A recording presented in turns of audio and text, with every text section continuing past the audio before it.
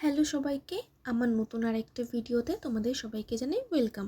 আজকে কিন্তু আমাদের বাড়ি ফেরার পালা। তো সকাল সকাল উঠে বেরিয়ে পড়েছিলাম পুরী স্টেশন যাওয়ার উদ্দেশ্যে। আজকে আমি ট্রাভেল করছি পুরী টু হাওড়া শতাব্দী এক্সপ্রেসে। ট্রেনের সময় ছিল 5:45। তো এক্স্যাক্ট টাইমেই কিন্তু ট্রেন ছেড়েছে। ট্রেনটা কিন্তু বেশ পরিষ্কার পরিচ্ছন্ন ছিল, আর বসার সিটে কিন্তু তোমরা এরকম পা রাখার জায়গা, একটা জলের বোতল রাখার জায়গা, আর খাওয়ার জন্য কিন্তু এরকম একটা জায়গা পেয়ে যাবে। ট্রেনের টিকিট ভাড়া ছিল 1250 টাকা মতো, আর সাথে কিন্তু ব্রেকফাস্ট লাঞ্চ ইনক্লুড ছিল। ট্রেনে উঠে যাওয়ার কিছুক্ষণ পরেই কিন্তু চলে এসেছিলো হাতে নিউজ পেপার সকালের, আর সাথে গরম গরম চা।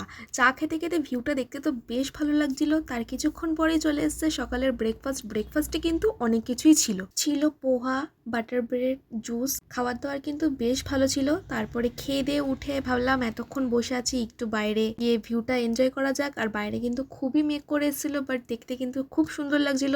তারপরে কিন্তু আরেকবার চা বা কফি দেওয়া হয়, তোমরা যে কোনো একটা নিতে পারো। তাই নিয়ে নিয়েছিলাম কফিটা খাওয়ার পর কিন্তু আরেকবার চলে এসেছি ভিউটা এনজয় করতে, কারণ এখানটায় দাঁড়িয়েছিল অনেকক্ষণই ট্রেনটা। তাই বাইরে এরকম পাহাড় দেখতে তো কার না ভালো লাগে, তাই পাহাড়ের ভিউটা এনজয় করছিলাম। তারপরে চলে এসেছিল লাঞ্চ। দুপুরের 12টার মধ্যেই লাঞ্চ দিয়ে দেয়। তো লাঞ্চেও কিন্তু খাওয়ার দাওয়ার বেশ ভালো ছিল, আর অনেক কিছু ছিল। এদিকে ছিল জিরা রাইস, সাথে চিকেন কষা, ডাল, পরোটা, আলু ভাজা আর দই।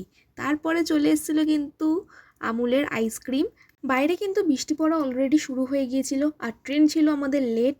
3টে নাগাদ পৌঁছেছে হাওড়া স্টেশন, যেখানে একটাই ঢোকার কথা ছিল।